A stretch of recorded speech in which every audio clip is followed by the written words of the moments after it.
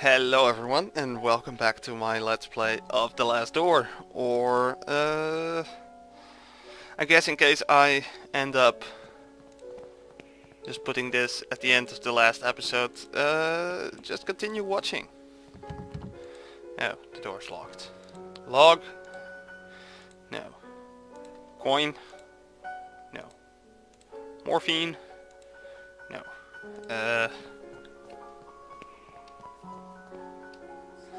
Well, this looks like it might be a little bit longer.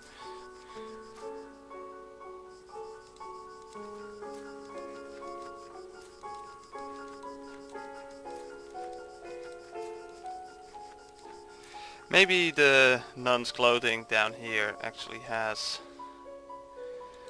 a key.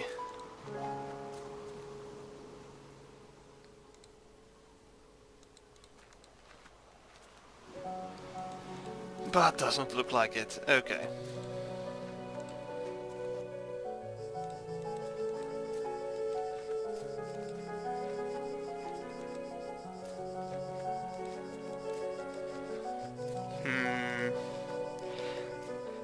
Let's see if I can find Baldwin.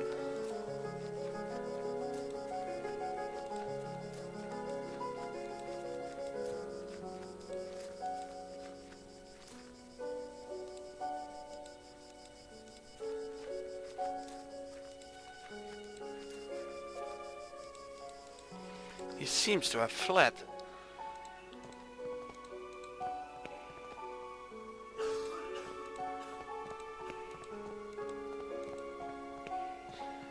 You...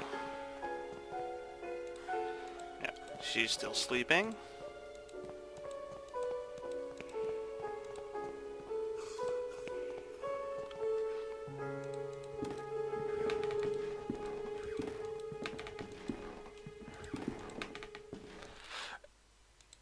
Oh, wait. Something I... Yeah, I know. We've seen that before. Obviously the key is on her desk. Last time before I quit I was thinking, you know, I should take a look at her desk, but then, you know, I took a 5-minute break, watched the Stephen Colbert video, grabbed some tea, and I completely forgot. But of course I need to grab the key.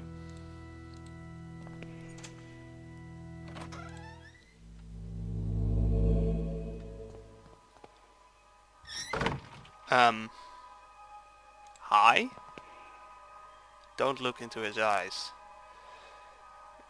Okay.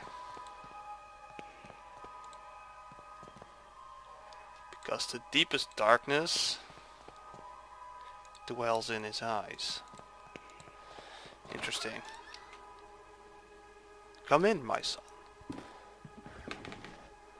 Did you think you could hide these books from me?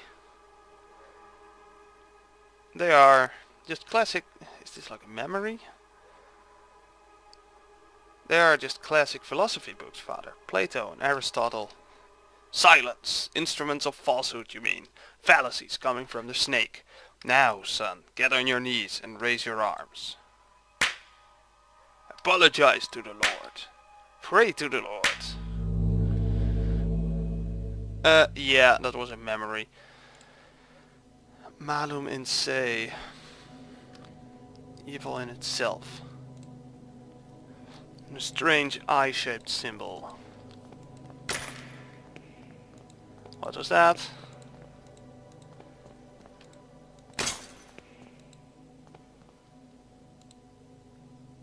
Eye of the bird. What does this mean? Well, obviously the eye you saw in your dream or hypnosis was a bird's eye, but I don't know what this is.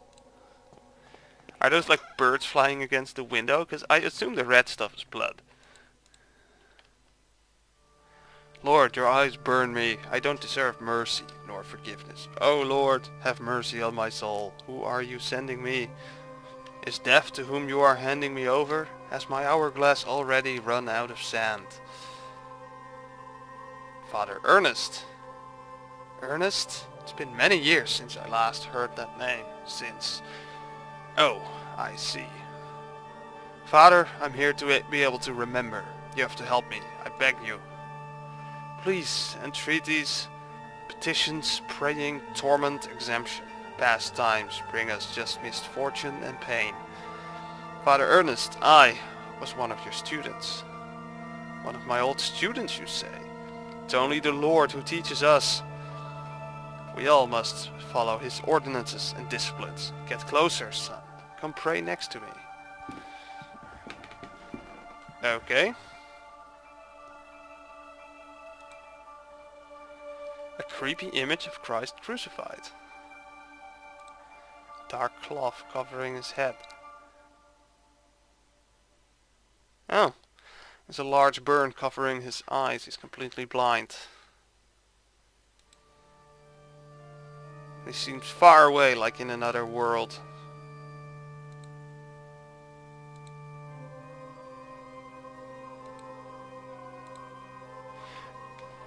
Glory be to the Father and the Son and to the Holy Spirit, as it was in the beginning, is now, and ever shall be.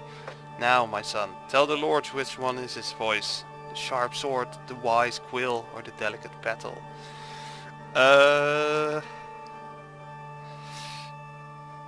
I don't know. This guy really seems like the sharp sword kind of guy, so I'll pick that. Yes, yes. That's it, my son. The Lord with his sharp sword transmit us his wisdom, his power, and his punishment. And now, my son, tell the Lord which one is holy, is his holy path, the wise virtue, the endless blame, or the blessed penance. The blessed penance? Oh, no, apparently not. Your soul lives embraced by the darkness. And now, my son, tell the Lord who are you, the faceless pilgrim, the gate guard, or the lost seaman? I don't know, the lost seaman? Yes, that's it, my son. We live lost in an endless ocean of sin and blame. Now leave me alone. I have to purify my soul. Okay, but I want that note on the floor.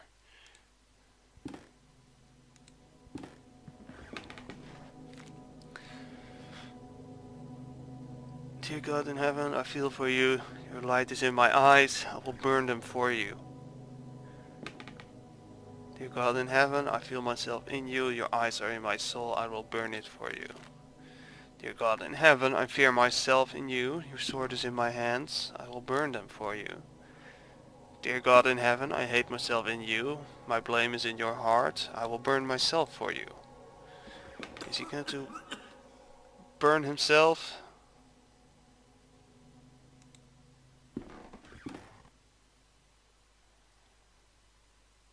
Despite being blind, he preserves good hearing. I must be more careful when moving. Hold up. Can I just knock him out?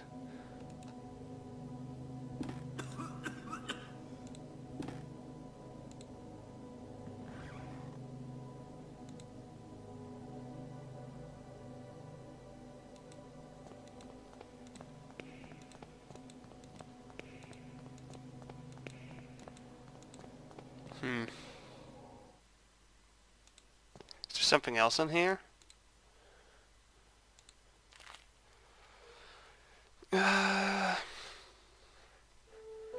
William Neelands. Cause of death, cachexia. Notes, scratch marks have been found in his stomach. Elmer Moore. Cause of death, pleuretia. A clear expression of terror on the patient's paralyzed face was found at the time of death. Evelyn Benzie, cause of death, marasmo. We found the patient dead, emaciated, and paleness in the body. Theodore Hading, cause of death, typhoid fever. The patient suffered severe hallucinations minutes before death, screamed and shook until the opiates started to take effect. Lena Ashdown, cause of death, osteoarticular tuberculosis. During the autopsy we found some strange black marks on his fingers. Claude Harris, cause of death unknown. He died while he was sleeping. Nora Dunstan, cause of death, respiratory arrest, notes blank. Alan Blair, cause of death, morphine overdose, patient committed suicide. The patients did not seem to have depressive symptoms or suicidal tendencies.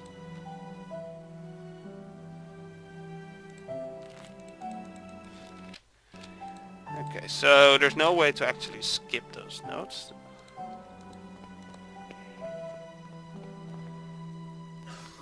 But maybe there's something I can do right now.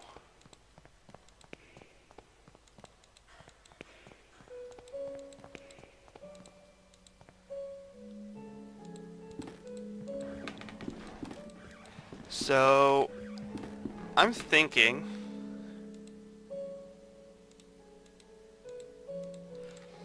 I might need to, but still, I do need something sharp. But I'm thinking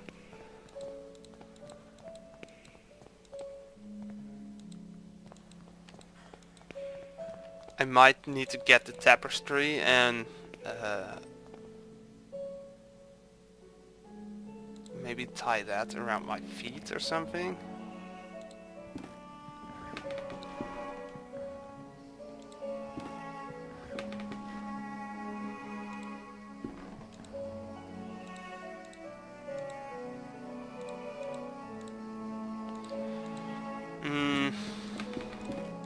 Something here?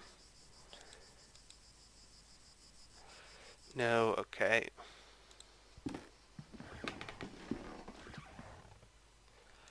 Maybe I can talk with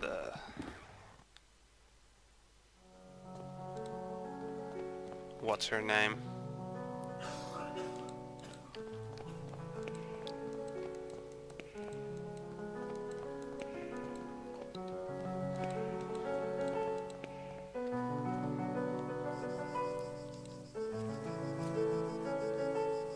Mother Elizabeth is trying to make him come to his senses. Yeah, okay, but not really helping me.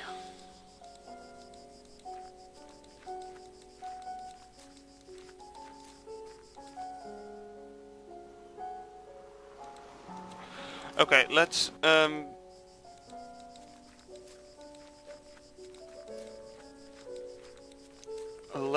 go back to Father Ernest. So I think I need to sneak past him at the moment that he is doing something, because the first time I did manage to walk all the way to that note.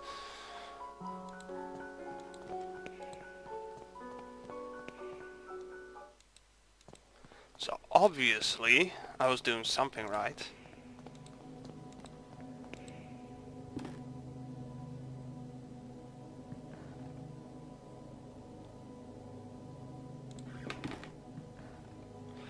An old razor blade stained with blood. So yeah, I think that I have to move essentially when he's moving.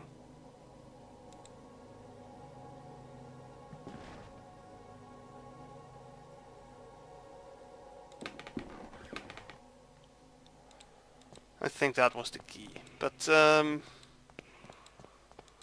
yeah, we have a bloody razor blade.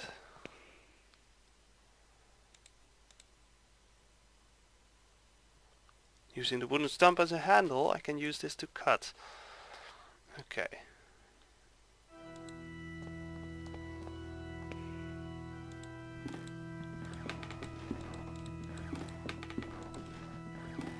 So now I have to cut this.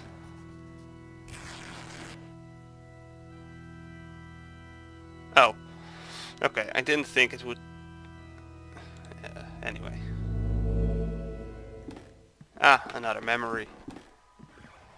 And finally, our expert on philosophy, Jeremiah Devitt, shows up. Where were you, my friend? We have been looking for you. Well, as I was saying, tonight is the perfect moment for our next meeting, but I suspect that someone outside our group is secretly surveilling us. Who is it, Anthony? My dear friends, it is Professor Glynn. Do you mean Father Ernest? Certainly, no doubt about it. Therefore, dear colleagues, I have decided to change the venue for tonight's meeting. Have you noticed the lounge behind the small door of the classroom? I have believed convenient to borrow the key for our necessities. You already know, at 12 o'clock you will find that door opened and I'll be inside the lounge. That is it, my dear colleagues. Quidete ne quisquiat. Okay, so there is a door in the classroom apparently, but I need a key for that.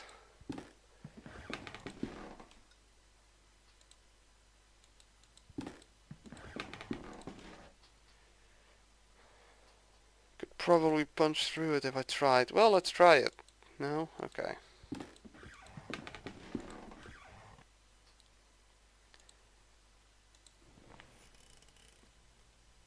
Okay, I'm going to sleep there, apparently.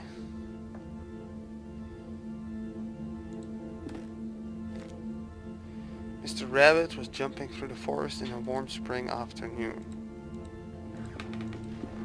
I'm assuming this is another dream.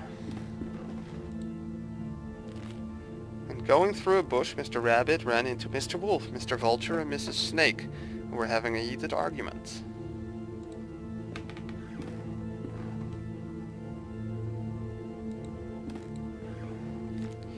Mr. Rabbit, curious, asked them, "Dearest, why are you arguing in this beautiful and cheerful spring afternoon?" Mr. Wolf answered politely, "What we are trying to decide here is who of us will have the pleasure to eat you up." Mr. Rabbit, really scared, said, "I do not want to be eaten. I want to live."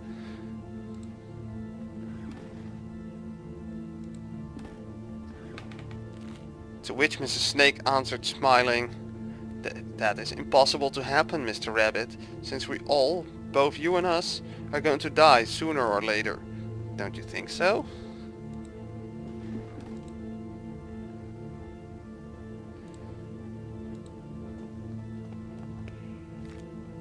Mr. Vulture added, "Mrs. Snake is right. We should stick to the issue at hand. It is getting late and, as you see, we do not agree. Do you want to help us to decide, Mr. Rabbit? Who would you suggest as the one to eat you?"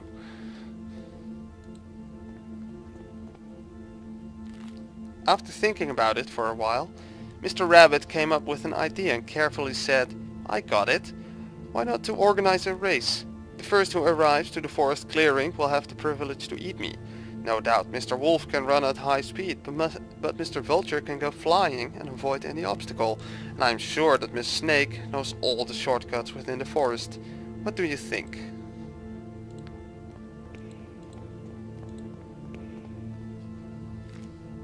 The three predators agreed that it was fair, so they started the race and they quickly disappeared.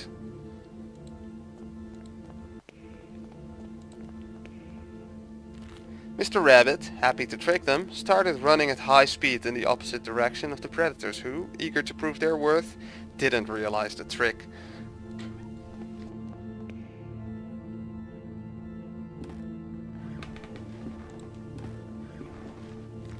Mr. Rabbit was far away from there and he finally felt safe, happy and proud of his cunning. But suddenly there was a loud bang. The earth shook, frightened birds flew, and everything went dark. The end. Oh my god. Fucking creepy rabbits. Let's get out of there. What the hell? There's something I kept to myself for a long time. And the thing is that I love you. I've always loved you.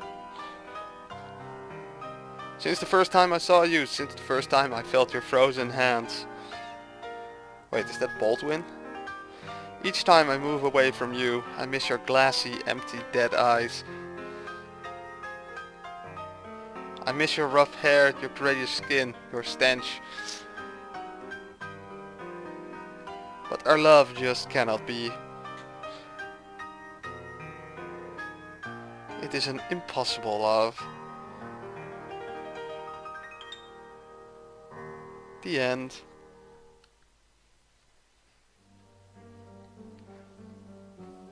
No, not again. How long have I been sleeping? What was all that about?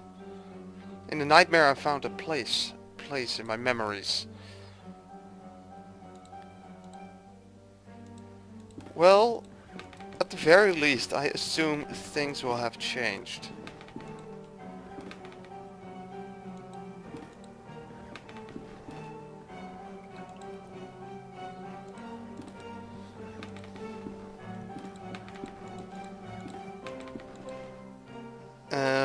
She's still praying.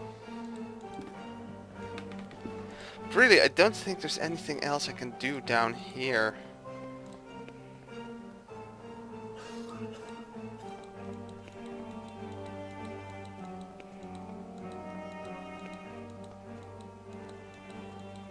Apparently I haven't been sleeping that long.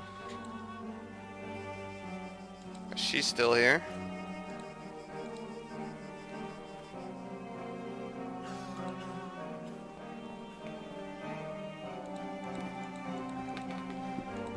Now the question is, where was the door? It's the trapdoor I saw in my nightmare. From here sprouts a horrible stench. There's something down there. Well, let's... Oh. Did you see? Did you see? It was there, just in front of me. That thing. It was screaming.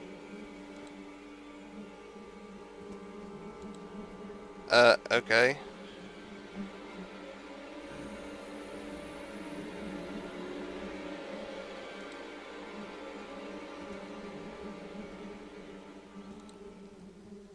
So, he is dead.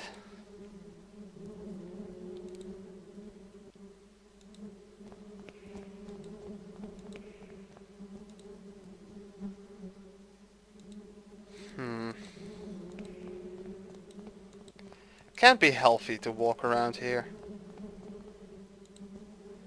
Walls are splattered with dry blood.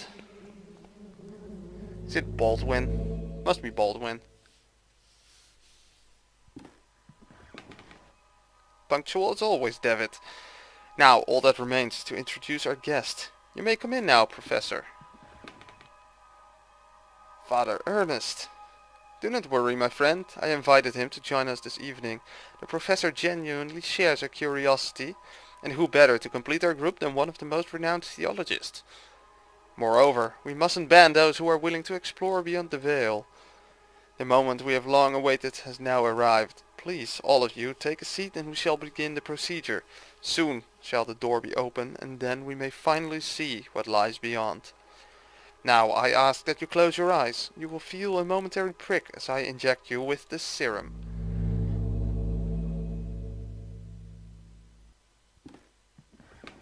Well.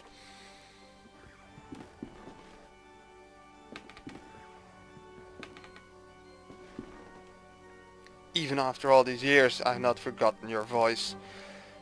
You are the fourth witness.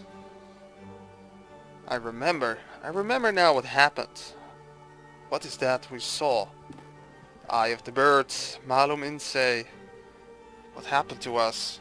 What is it that we witnessed? You must tell me. You must make me understand what my mind cannot fathom. It was our curiosity that damned us. We opened that which should not be opened. In doing so, we shorn the veil that separated our world from his. In seeking vision, we were ourselves seen by the eye of the bird. It remembers us, it looks for us, it calls us from its dark nest, from its abominable lair. All these years I have attempted to return to it, but I have no strength left. These poor wretched creatures are too fragile. They lack the sight to return. Not one of them has, only us, the four witnesses. Who are the other two? Where are they? They disappeared as you did. I haven't heard from any of you, but I was seized by curiosity. It absconded with my faith and deprived me of sanity. O Lord, forgive me, for I have sinned. Nothing remains. All that is left is surrender. Surrender to Him. Gravely have we sinned, and now our only absolution is to burn. To burn in the flames. Yeah, malum in se, I guess.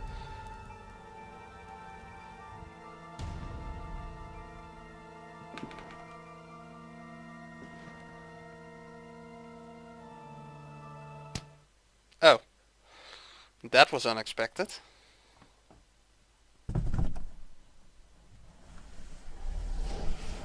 I bet I'm going to be buried alive.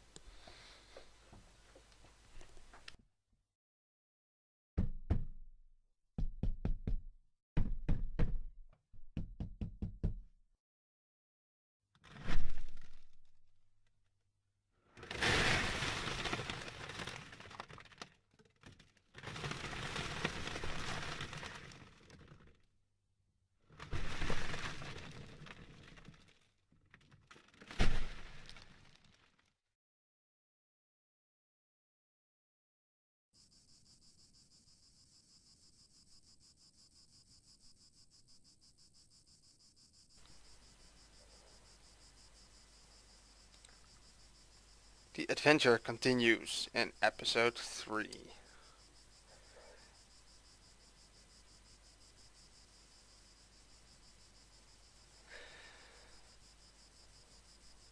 Okay, interesting. Well, then that's going to be it for today. So next time we will continue with episode 3. See how we save ourselves from this situation. But for now, I want to thank you guys for watching, and I'll